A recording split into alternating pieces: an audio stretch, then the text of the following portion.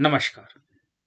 आज हम लोग भारतीय अर्थव्यवस्था के अंतर्गत कुछ महत्वपूर्ण मूलभूत वस्तुनिष्ठ प्रश्नों की पर चर्चा करेंगे। ये प्रत्येक एग्जाम के लिए बहुत अधिक इंपॉर्टेंट होते हैं और ये प्रश्न निश्चित रूप से आते हैं। तो अगर आप प्रतियोगी परीक्षाओं के लिए तैयारी कर रहे हैं such as UPSC, UPPSC, UKPSC, TGT, PGT या यूजीसी नेट या अदर एग्जाम्स, तो उसके लिए ये प्रश्न बहुत ज्यादा इंपॉर्टेंट है। हाँ, ये बेसिक्स हैं लेकिन इंपॉर्टेंट बहुत है। तो आइए हम देखते हैं। अगर आप अभी तक आपने हमारे चैनल को सब्सक्राइब नहीं किया तो चैनल को सब्सक्राइब करना मत भूलिएगा। तो पहला प्रश्न है, इंपॉर्टेंट है आपका, हिंदू वृद्धि दर बार बार एग्जाम्स में पूछा जाता है। वेरी इंपॉर्टेंट है। ये मैं वेरी इंपॉर्टेंट कैटेगरी में रखता हूं। ये किससे संबंधित है, बार बार एग्जाम में पूछा जाता है। It is related to the GDP. Now next question है आपका, हरित सूचकांक किसके द्वारा विकसित किया गया? ग्रीन इंडेक्स किसने विकसित किया? तो इसका करेक्ट आंसर है संयुक्त राष्ट्र पर्यावरण कार्यक्रम द्वारा इसे विकसित किया गया। मोस्ट आपका इंपॉर्टेंट है। अगला प्रश्न है, हरित क्रांति, आपने जानते हो कि 1966 में थर्ड 5 ईयर प्लान के अंतर्गत हरित क्रांति पर फोकस किया गया था। ये सेलेक्टिव क्रॉप पे किया गया था, यानी नहीं है कि होल क्रॉप्स जो इंडियन इकोनॉमी में ग्रो की जाती है उस पे नहीं, कुछ सेलेक्टिव क्रॉप्स यानी ट्रेडिशनल क्रॉप्स कह सकते हैं। तो गेहूं, चावल, ज्वार, बाजरा, मक्का पर प्रायोगिक तौर पर इसे लगाया गया था। तो किस फसल के उत्पादन में सबसे अधिक वृद्धि हुई? तो हरित क्रांति के अंतर्गत जो ये 5 फसलें मैंने आपको गिनाई, ठीक है, इंपॉर्टेंट फसलें, तो इसमें सब में सक्सेस नहीं हुआ था। ये केवल सक्सेस हुआ था गेहूं के संदर्भ में बहुत ज्यादा। नाउ नेक्स्ट क्वेश्चन है आपका, हथकरघा उद्योग किसका उदाहरण है? तो ये है आपका कुटीर उद्योग का एग्जाम्पल है हथकरघा उद्योग। नाउ ये एग्जाम में मैं इसको वेरी इंपॉर्टेंट कैटेगरी में रखता हूं। स्वतंत्रता प्राप्ति के बाद अब तक रुपए का कितनी बार अवमूल्यन किया गया? अवमूल्यन का मतलब होता है जब अपनी मुद्रा का बाह्य मूल्य कम कर देना। टेक्निकल वर्ड सीख लेना, बाह्य मूल्य। आंतरिक मूल्य तो वही रहेगा लेकिन बाह्य मूल्य कम हो जाएगा। तो अब तक स्वतंत्रता के बाद 3 बार डिवेल्युएशन किया गया है। पहली बार 1949 में किया गया, दूसरी बार आपका 1 जुलाई 1991 को किया 91 को किया गया, और फिर आपका 4 जुलाई 1991 को किया गया। तो ये अभी तक जो डिवेल्युएशन हुआ है वो 3 बार हुआ है, और डिवेल्युएशन के परिणाम स्वरूप आपके निर्यात जो होते हैं, एक्सपोर्ट, याद रखना, सस्ते हो जाते हैं। जब याद रखो, जब एक्सपोर्ट सस्ते हो जाएंगे तो आपके एक्सपोर्ट तेजी से बढ़ेंगे, और आपके इंपोर्ट जो आयात करते हो, जो वस्तुएं विदेश से आप मंगाते हो, वो क्या हो जाते हैं? महंगे हो जाते हैं। जब महंगे हो जाएंगे तो इंपोर्ट डिक्लाइन करेगा। तो देखो कि जब आपके एक्सपोर्ट बढ़ेंगे, इंपोर्ट घटेंगे, तो उससे बैलेंस ऑफ पेमेंट आपके फेवर में आ जाएगा, और ये भुगतान संतुलन को फेवर में करने का एक बेस्ट टूल्स है डिवैल्यूएशन। इसको याद रखिएगा। अगला पॉइंट है, स्वतंत्र भारत की पहली औद्योगिक नीति कब घोषित की गई थी? तो आपको पता है कि पहली औद्योगिक नीति 1948 में घोषित की गई थी, जिसमें इकोनॉमी को 4 कैटेगरी में बांटा गया था। नाउ स्वतंत्र भारत का पहला बजट किसने प्रस्तुत किया? तो आर के खड़मुख सेट्टी ने किया था। ये इसको मैं मोस्ट इंपॉर्टेंट कैटेगरी में रखता हूं। नाउ नेक्स्ट क्वेश्चन है आपका, स्वतंत्र भारत का पहला बजट कब प्रस्तुत किया गया था? तो इसका करेक्ट आंसर है 26 नवंबर 1947 को पहला बजट प्रस्तुत किया गया था। नाउ नेक्स्ट क्वेश्चन, स्वतंत्र भारत का पहला पूर्णकालिक बजट किसने प्रस्तुत किया? तो ये पॉइंट आप देखिए, पूर्णकालिक के नाम से भी पूछा जाता कभी कभी। तो आर के खटमुख शेट्टी ने इसे किया था, तो आप ये देख सकते हैं। नाउ, स्वतंत्र भारत का पहला पूर्णकालिक बजट कब प्रस्तुत किया गया था? 1948-49 में। अगला है पॉइंट है, स्टेगफ्लेशन की स्थिति क्या होती है? ये किन्सियन वर्ड है, इसका प्रयोग इस समय अर्थव्यवस्था में सबसे ज्यादा किया जाता है, स्टेगफ्लेशन। गतिरोध मुद्रास्फीति। गतिरोध मुद्रास्फीति का मतलब होता है, देखो, कि जब इकोनॉमी में इन्फ्लेशन होता है तो इन्फ्लेशन होने के परिणाम स्वरूप वस्तुओं तथा सेवाओं का मूल्य बढ़ता है। जब वस्तुओं तथा सेवाओं का मूल्य बढ़ेगा तो प्रोड्यूसर का क्या होगा? प्रॉफिट बढ़ेगा। जब प्रॉफिट बढ़ेगा तो वो इन्वेस्टमेंट बढ़ाएगा, गुणक काम करेगा, और जिससे राष्ट्रीय आय कई गुना बढ़ जाएगी। और जब राष्ट्रीय आय बढ़ेगी तो रोजगार बढ़ेगा।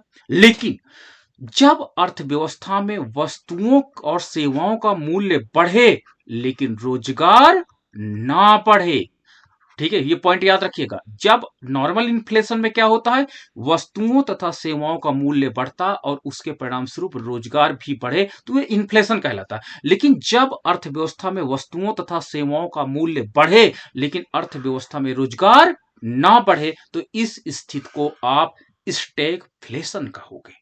ओके, भारतीय अर्थव्यवस्था इसी का शिकार है, आप गौर से देखिएगा। जबकि इकोनॉमिक जो थ्योरी कहती है, रिलेशनशिप कहती है, ये स्टेब्लिश होना चाहिए था, लेकिन स्टेब्लिश ये हो चुका है, इसलिए इकोनॉमिस्ट परेशान है। क्वेश्चन नंबर 12 की तरफ आते हैं। सोवियत संघ में पहली बार पंचवर्षीय योजना कब शुरू की गई? तो 1928 में सोवियत संघ में पहली बार पंचवर्षीय योजना प्रारंभ की गई। सेबी को संवैधानिक संस्था का दर्जा कब दिया गया था? ठीक है, ये एग्जाम में मोस्ट इंपॉर्टेंट क्वेश्चन है। ये स्थापित कब हुआ सेबी, ये भी पूछा जाता बार बार। और संवैधानिक संस्था के रूप में, पहले संवैधानिक संस्था नहीं था, तो ये 1992 में संवैधानिक संस्था के रूप में आगे आया। अगला पॉइंट है क्वेश्चन नंबर, सुपर 301 क्या है? तो ये आपका इंपॉर्टेंट, मैं कैटेगरी में इसको रख देता हूं। अमेरिकी व्यापार कानून की धारा है, जो हम लोग ट्रेड करते हैं, उसको हम लोग सुपर 301 कहते हैं। नाउ, अगला पॉइंट है आपका, सीमा शुल्क, उत्पाद शुल्क, सेवा कर, केंद्रीय बिक्री कर किस तरह के कर हैं? तो ये सारे कर जो हैं आपके इनडायरेक्ट कर हैं। इनडायरेक्ट कर वो कर होते हैं जिसमें क्या होता है, कराघात, इंसिडेंस कहीं और इंपैक्ट कहीं और। तो इंसिडेंस और इंपैक्ट दोनों अलग अलग व्यक्तियों पर होता है, तो उस कर को आप अप्रत्यक्ष करते हो, कर कहते हो। और जब दोनों एक ही व्यक्ति पर हो, इंसिडेंस और इंपैक्ट, कराघात तथा करापात, तो उसे हम लोग प्रत्यक्ष कर की श्रेणी में रखते हैं। अगला पॉइंट है, सिक्योरिटी पेपर मिल कहां स्थित है? तो इसका करेक्ट आंसर है होशंगाबाद में सिक्योरिटी पेपर मिल स्थापित है, जो मध्य प्रदेश में है। नाउ नेक्स्ट क्वेश्चन है, सार्वजनिक बैंकों में सबसे बड़ा बैंक कौन सा है? तो सार्वजनिक बैंकों में सबसे बड़ा बैंक इस समय स्टेट बैंक ऑफ इंडिया का है। नाउ,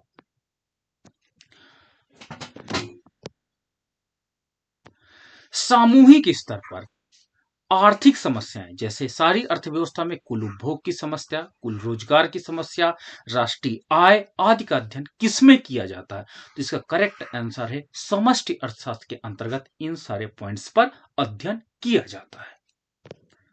नाउ, अगला पॉइंट है, सातवीं योजना का मुख्य उद्देश्य क्या था? तो सातवीं योजना का मुख्य उद्देश्य था आधुनिकीकरण करना था, मॉडर्नाइजेशन ऑफ द इकोनॉमी करना था। ये 7th 5 ईयर प्लान के अंतर्गत सोचा गया। सातवीं पंचवर्षीय योजना की अवधि क्या थी? 1986 से 91 तक ये सातवीं पंचवर्षीय की अवधि थी। अगला पॉइंट है, साख मुद्रा को किस अन्य नाम से जाना जाता है? तो साख मुद्रा को अन्य नाम है ऐच्छिक मुद्रा के नाम से जाना जाता है। दैट इज इंपॉर्टेंट कैटेगरी में मैं इस प्रश्न को रखना चाहूंगा।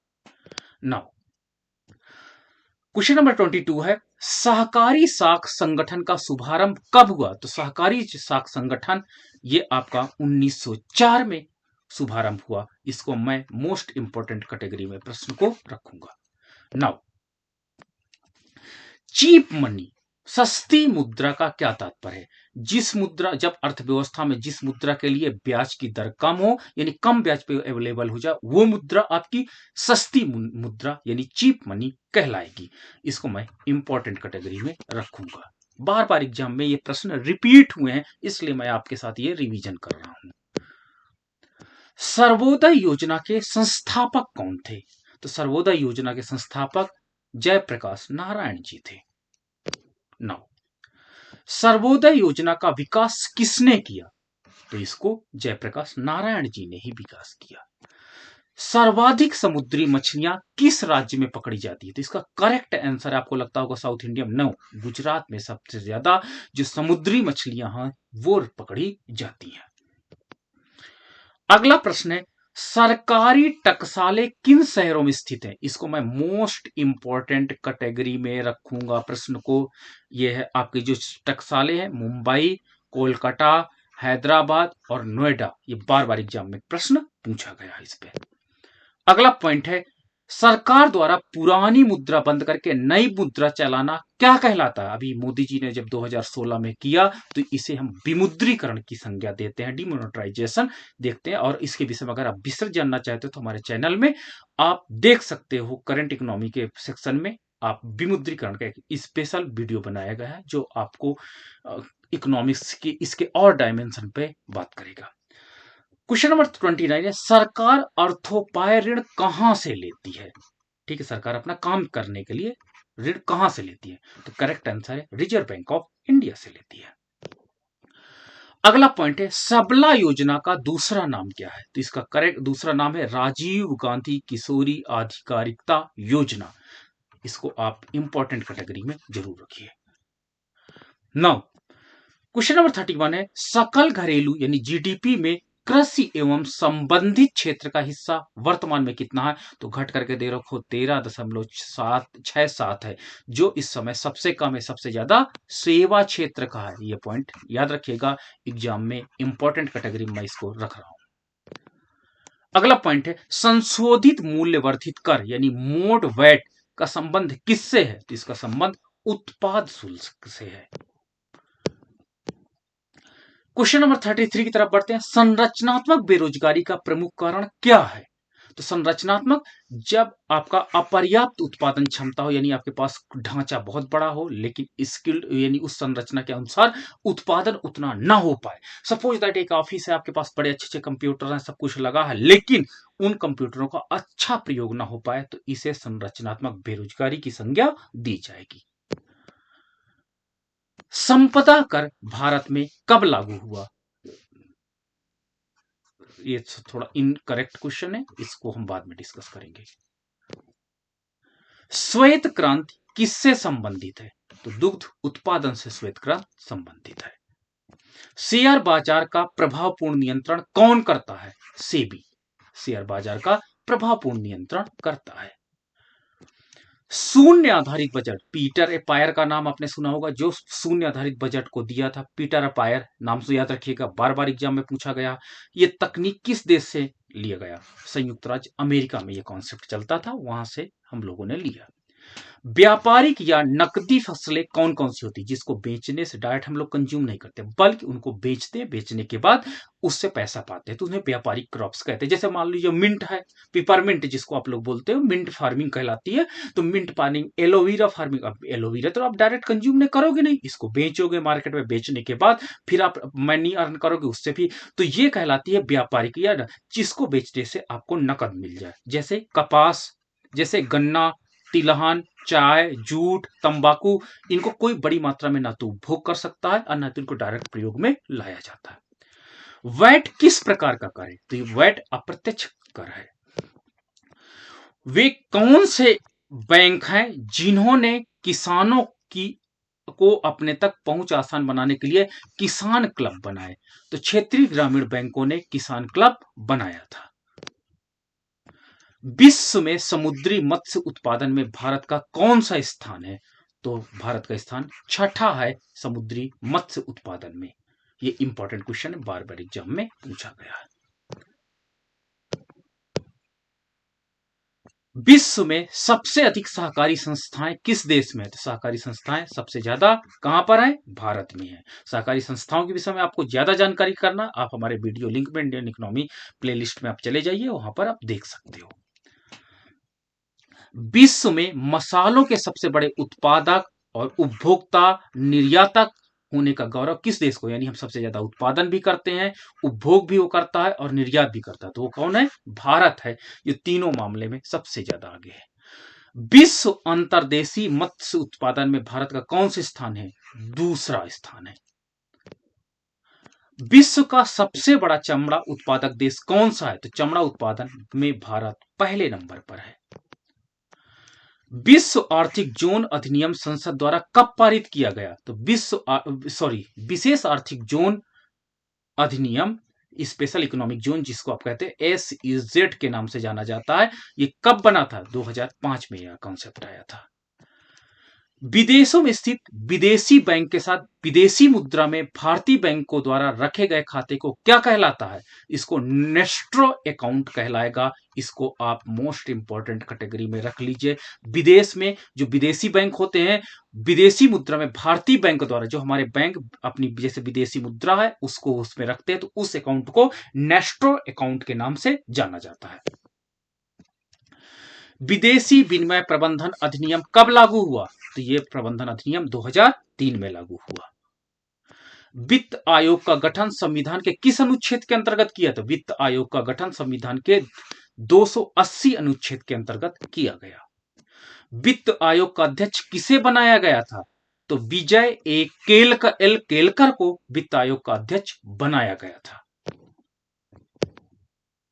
वार्षिक योजनाएं किन वर्षों में लागू होती हैं? तो वार्षिक योजनाओं के अगर हम एनुअल प्लान्स की विषय में बात करते हैं तो ये 1966 से लेकर के 1969 के बीच में लगी थी। वो राज्य कौन सा है जिसका वित्तीय लेन देन भारतीय रिजर्व बैंक से नहीं होता है? तो वो जम्मू एंड कश्मीर है, जिसका वित्तीय लेन देन भारतीय रिजर्व बैंक से नहीं होता, लेकिन अब होने लगा है। वस्तु विनिमय एक आर्थिक प्रक्रिया है जिसे कहा जाता है मांग बराबर पूर्ति। वर्ल्ड डेवलपमेंट रिपोर्ट का किसका वार्षिक प्रकाशन है? तो यह विश्व बैंक द्वारा वर्ल्ड डेवलपमेंट रिपोर्ट प्रकाशित की जाती है। 52 के विषय में हम और अधिक चर्चा बाद में करेंगे फ्यूचर में, इसके विषय में हम करेक्ट मटेरियल ले लेते हैं अभी, लेकिन संभावित है कि अब इसको आरबीआई से लेन देन चालू हो गए, तो इसको थोड़ा सा करेक्शन ये कर लीजिएगा। मुझे अभी उम्मीद है तो इस पे मुझे बाद में करेक्शन सॉल्व करके आपको प्रेजेंट करना। ओके, रोलिंग प्लान को भारत में लागू करवाने का श्रेय किसने दिया था? तो रोलिंग प्लान को लागू करवाने का श्रेय डीटी लकड़वाला को जाता है। मोस्ट इंपॉर्टेंट ये क्वेश्चन है आपका, मोस्ट इंपॉर्टेंट ये क्वेश्चन है। हाँ, ये this is the reference site जहां से हमने इन प्रश्नों को लिया है। So much thank you. And in प्रश्नों को हमने आपको व्याख्या सहित इसको एनालिसिस करके आपको प्रेजेंट किया। So much thank you. अगर आपके कोई प्रश्न हो तो आप जरूर उन प्रश्नों को हमारे साथ शेयर करिएगा ताकि हम उस पर डिस्कशन कर सकें।